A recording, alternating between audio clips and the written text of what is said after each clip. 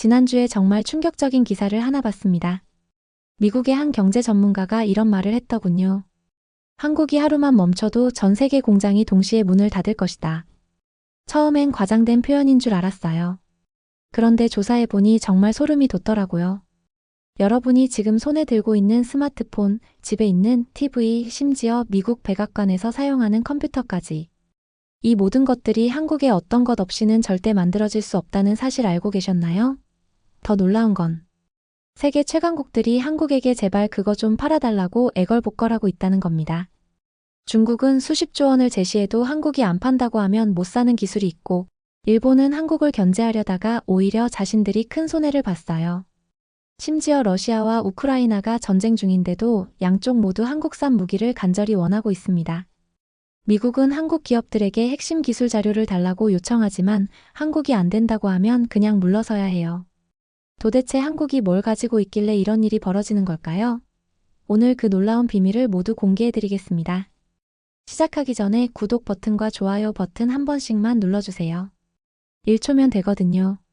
저는 오늘 여러분께 정말 놀라운 이야기를 들려드리려고 합니다. 바로 한국이 어떻게 세계 경제의 중심이 되었는지에 대한 이야기죠. 얼마 전 국제경제포럼에서 있었던 일입니다. 각국 경제 전문가들이 모여 있었는데 한 분석가가 이런 말을 했어요. 만약 한국이 하루라도 멈춘다면 전 세계 공장이 동시에 멈출 것이다. 회의장이 순간 조용해졌습니다. 처음에는 다들 과장된 표현이라고 생각했어요. 그런데 그 분석가가 구체적인 데이터를 제시하기 시작했거든요. 여러분이 사용하는 아이폰의 핵심 부품 중 70% 이상이 한국에서 나옵니다. 테슬라 전기차의 배터리도 마찬가지고요.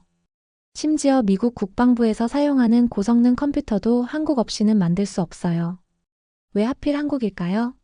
넓은 영토도 없고 천연자원도 별로 없는 나라인데 말이죠. 더구나 인구도 5천만 명밖에 안 되는 작은 나라잖아요.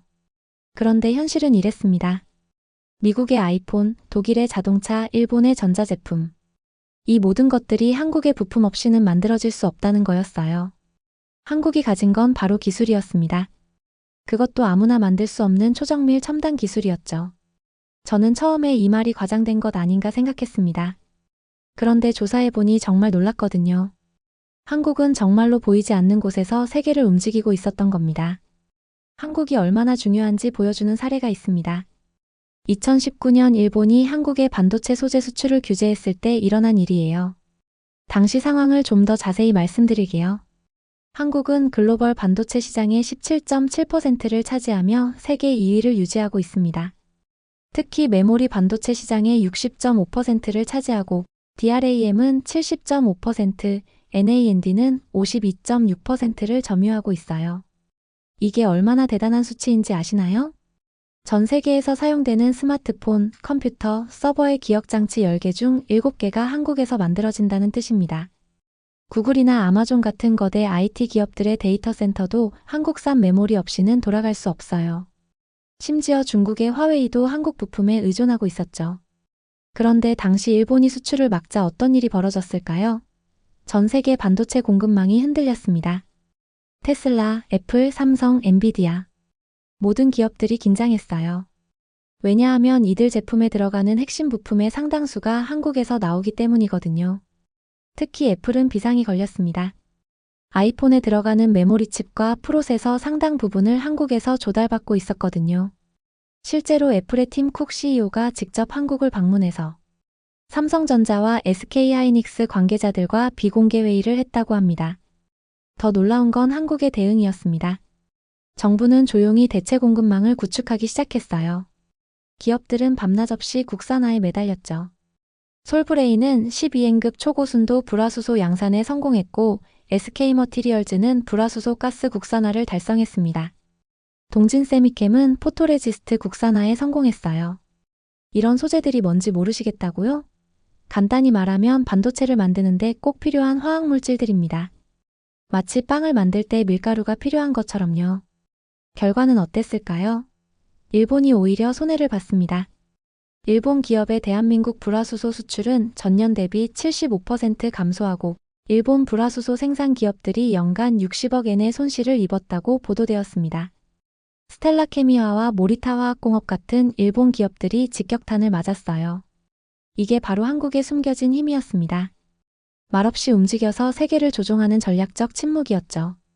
한국은 조용한 거인이었던 겁니다. 한국의 영향력은 민간 분야에만 국한되지 않습니다.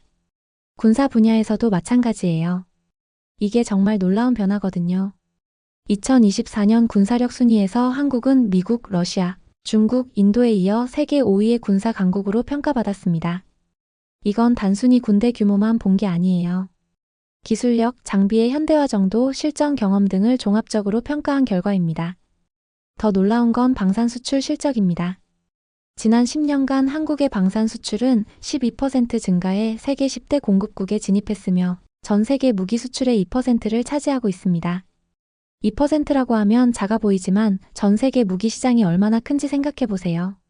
한국의 무기는 왜 이렇게 인기가 높을까요? 첫째는 성능입니다. 북한과 대치하고 있는 상황에서 실전을 염두에 두고 개발된 무기들이거든요. K-9 자주포는 실제로 시리아 내전에서 터키군이 사용해서 그 성능이 입증되었어요. 둘째는 납품 속도예요. 다른 나라들이 몇 년씩 걸릴 때 한국은 훨씬 빠르게 공급할 수 있습니다. 독일 같은 경우 무기 하나 만드는데 5년씩 걸리는데 한국은 2년 안에 해결해 줍니다. 셋째는 가격 경쟁력이에요. 미국 무기보다 30-40% 저렴하면서도 성능은 비슷하거나 더 좋습니다. 이게 얼마나 매력적인지 아시겠죠? 구체적인 성과를 보면 더욱 놀랍습니다. 폴란드와 16억 달러 규모의 다연장 로켓 발사대 수출 계약을 체결했고, 사우디아라비아와는 32억 달러 규모의 천국-II 지대공 미사일 시스템 수출 계약을 맺었습니다. 말레이시아에는 9억 2천만 달러 규모의 FA-50 블라크 20 전투기를 공급하기로 했어요. AI와 반도체 분야도 마찬가지입니다. 현재 전 세계에서 사용되는 고성능 메모리의 대부분이 한국에서 만들어집니다. 챗GPT든 구글이든 이들 AI 서비스가 작동하려면 한국산 메모리가 필요해요. 여러분이 챗GPT에게 질문을 하면 답이 나오잖아요? 그 순간 어디선가 한국에서 만든 메모리 칩이 엄청난 속도로 데이터를 처리하고 있는 겁니다. 스마트폰부터 전투기까지 한국 없이는 현대 문명이 돌아갈 수 없는 상황이 된 거죠. 군사력이나 경제력으로만 세계를 움직이는 건 아닙니다. 한국은 문화라는 무기로도 세계를 정복했어요. 이건 정말 21세기에만 가능한 일이죠. K-팝의 위력은 정말 대단합니다. 2023년 기준 K-팝 해외 매출액은 1조 2,377억 원으로 전년 대비 34.3% 증가했습니다. 음반류 상품 수출액이 31.4%, 스트리밍 서비스 해외 매출액이 21.0%, 해외 공연 매출액이 47.5%를 차지합니다. 하지만 숫자보다 더 중요한 건 사람들의 마음을 움직인다는 거예요. BTS 콘서트가 있는 날이면 전 세계 어느 도시든 한국어를 배우는 사람들로 넘쳐납니다. 한국 음식을 먹고 한국 화장품을 사고 한국 드라마를 보죠. 그런데 K-팝의 진짜 위력은 돈이 아닙니다. 마음을 움직이는 힘이에요. 외국인들이 생각하는 우리나라의 대표 이미지로 한국 대중음악 K-POP 가수가 12.5%로 1위를 차지했습니다. 2위인 한식식품이 8.5%, 3위인 문화유산이 6.5%였어요. 이게 얼마나 대단한 변화인지 아시나요? 20년 전만 해도 외국인들이 한국하면 떠올리는 게 한국전쟁이나 분단국가 정도였거든요. 지금은 BTS, 블랙핑크, 뉴진스를 먼저 떠올려요. 한류의 경제적 파급 효과도 엄청납니다. BTS가 본격적으로 활동을 시작한 2014년부터 2023년까지 10년 동안의 총 경제적 효과가 총 56조 1,600억 원에 달할 것으로 추정됩니다. 이는 평창 동계올림픽 효과인 41조 6천억 원보다도 큰 금액이에요. 그런데 더 놀라운 건 이런 일들이 실제로 일어나고 있다는 겁니다. 터키에서 한국 드라마가 인기를 끌자 한국에 대한 호감도가 높아졌어요. 그 결과 한국 기업들이 터키 원전 건설 사업에서 유리한 고지를 점했습니다. 태국에서는 한국 드라마를 본 젊은이들이 한국어를 배우기 시작했어요. 그러자 한국 기업들의 태국 진출이 훨씬 쉬워졌죠. 언어가 통하니까 비즈니스도 원활해진 거예요. 문화가 경제를 움직이고 경제가 정치를 바꾸는 겁니다. 드라마 하나가 원전 수출로 이어지고 K-팝 콘서트 하나가 수백억 원의 관광 수입을 만들어내죠. 이게 바로 21세기 문화 강국의 힘입니다. 한국이 정말 대단한 점은 강대국의 압력에 굴복하지 않는다는 거예요. 미국이 기술 자료를 달라고 해도 안 준다고 하면 안 줍니다. 중국이 보복한다고 해도 원칙을 지키죠. 2019년 일본의 수출 규제가 대표적인 사례입니다. 처음에는 많은 사람들이 한국이 큰 타격을 받을 거라고 예상했어요. 2018년 기준 포토레지스트의 일본 의존도는 93.2%, 브라폴리이미드는 44.7%, 불화수소는 41.9%나 됐거든요. 당시 일본 언론들은 한국이 무릎 꿇을 것이라고 보도했어요. 심지어 어떤 일본 정치인은 3개월이면 한국이 항복할 것이라고 공언했습니다. 외국 전문가들도 비관적이었어요. 미국 CBS 라디오 뉴스의 도널드 커크 기자는 한국이 대체 공급자를 찾는 것은 말이 쉽지. 현실적으로는 어려울 것이다라고 했죠. 하지만 한국은 포기하지 않았습니다. 정부와 기업이 힘을 합쳐 18개월 만에 놀라운 성과를 이뤄냈어요. 동진세미캠은 2021년 3월 포토레지스트와 불화아르곤 국산화에 성공했고 ENF 테크놀로지, 램 테크놀로지도 불화수소 국산화에 성공해 삼성전자, SK하이닉스 등에 공급하기 시작했습니다. 더 놀라운 건 해외 기업들의 반응이었어요. 미국 듀포는 2020년 한국에 운영 중인 공장을 증설해 극자외선 EUV용 포토레지스트 생산 라인을 구축했습니다. 일본의 수출 규제를 기회로 본 거죠. 결과적으로 일본의 수출 규제로 인한 수급 피해는 제한적이었고 오히려 우리나라의 국산화와 수입 다변화가 적극적으로 이뤄지는 계기가 되었습니다. 무역협회는 일본이 한국에 대한 수출 규제를 시행한 후 당초 우려와 다르게 규제 품목에 대한 국산화와 수입, 다변화를 위한 기업과 정부의 대응이 적극적으로 이뤄지면서 사실상 수출 규제로 인한 수급 피해는 제한적이었다고 평가했어요. 이게 바로 기술 독립국 한국의 모습입니다. 남에게 의존하지 않고 스스로 길을 만들어가는 거죠.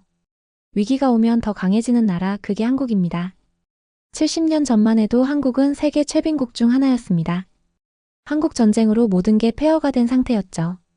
1953년 당시 한국의 1인당 GDP는 67달러였어요. 아프리카의 가나나 가봉보다도 낮은 수준이었습니다. 그런데 지금은 어떤가요? 2024년 현재 한국은 200억 달러 규모의 방산 수출을 목표로 하고 있으며 이는 2023년 140억 달러에서 크게 증가한 수치입니다. 한국 정부는 더 나아가 2027년까지 세계 무기 수출 시장의 5% 점유율을 달성해 세계 4위 방산 수출국으로 도약한다는 계획을 발표했습니다. 이게 얼마나 놀라운 변화인지 실감이 안 나실 텐데요. 구체적인 예를 들어볼게요. 1960년대 한국은 볼펜도 제대로 못 만들었어요. 볼펜 심에 들어가는 작은 쇠구슬조차 일본에서 수입해야 했습니다. 예전에는 총알도 수입해야 했는데 지금은 전투기를 수출하고 있어요. 예전에는 외국 기술을 베끼기 바빴는데 지금은 다른 나라들이 한국 기술을 배우려고 합니다. K-9 자주포는 이제 K-9 선더라는 이름으로 전 세계에서 통하는 브랜드가 되었어요. 반도체 분야를 보면 더욱 놀랍죠. 1970년대만 해도 한국에는 반도체 회사가 하나도 없었습니다. 삼성전자가 반도체 사업을 시작한 게 1983년이에요. 불과 40년 전 일이죠.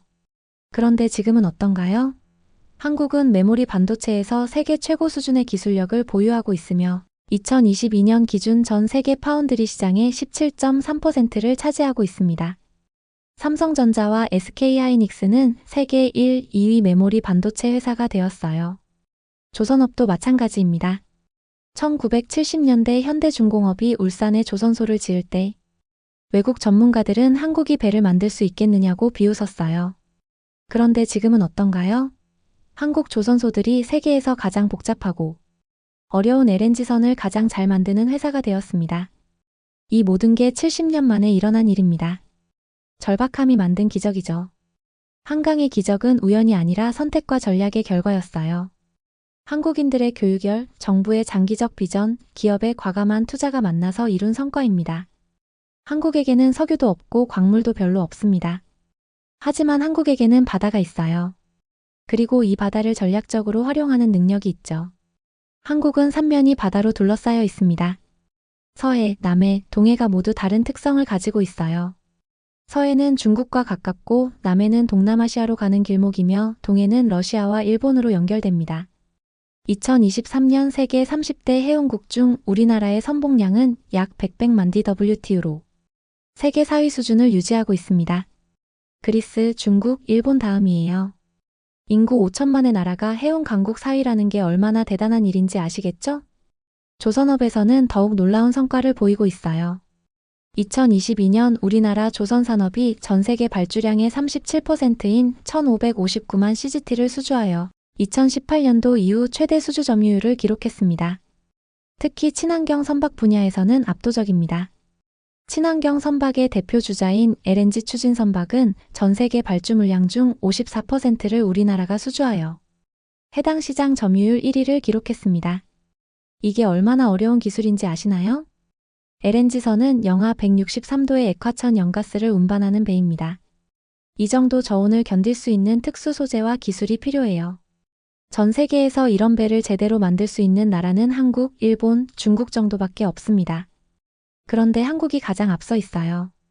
한국조선해양, 삼성중공업, 하나오션 같은 한국 조선소들은 선박, 수주 잔량 기준으로 나란히 세계 13위에 올랐습니다.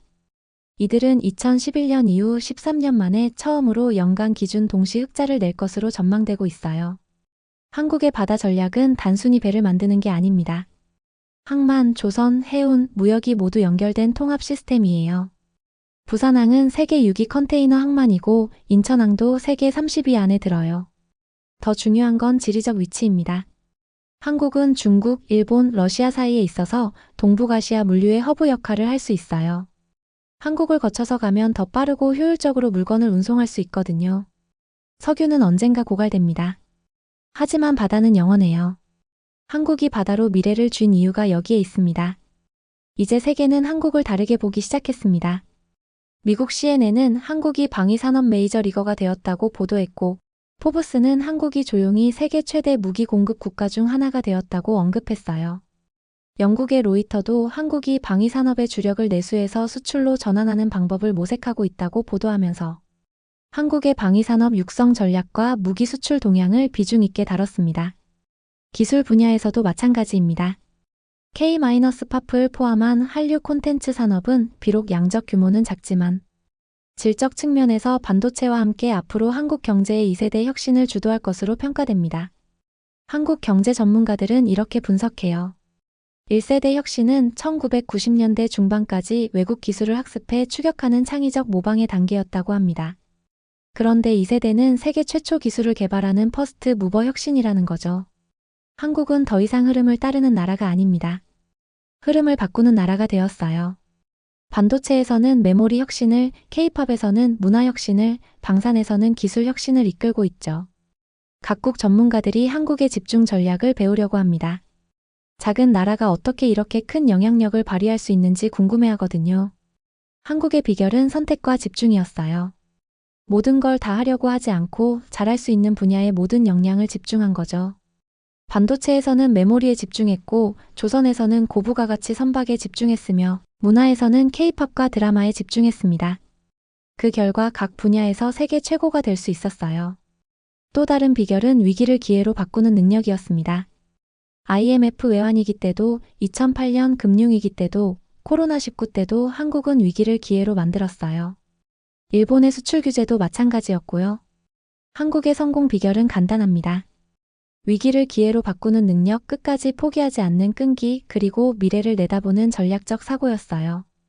교육에 대한 투자도 빼놓을 수 없습니다. 한국은 GDP 대비 교육비 지출이 세계 최고 수준이에요. 부모들이 자식 교육을 위해서라면 무엇이든 희생하는 문화가 있죠. 그 결과 한국 젊은이들의 교육 수준이 세계 최고가 되었어요. 정부의 장기적 비전도 중요했습니다. 1960년대부터 정부가 경제개발 5개년 계획을 세우고 일관성 있게 추진했어요. 정권이 바뀌어도 기본 방향은 유지되었죠. 이런 연속성이 있었기 때문에 장기적인 성과를 낼 수 있었습니다. 기업의 과감한 투자 정신도 빼놓을 수 없어요.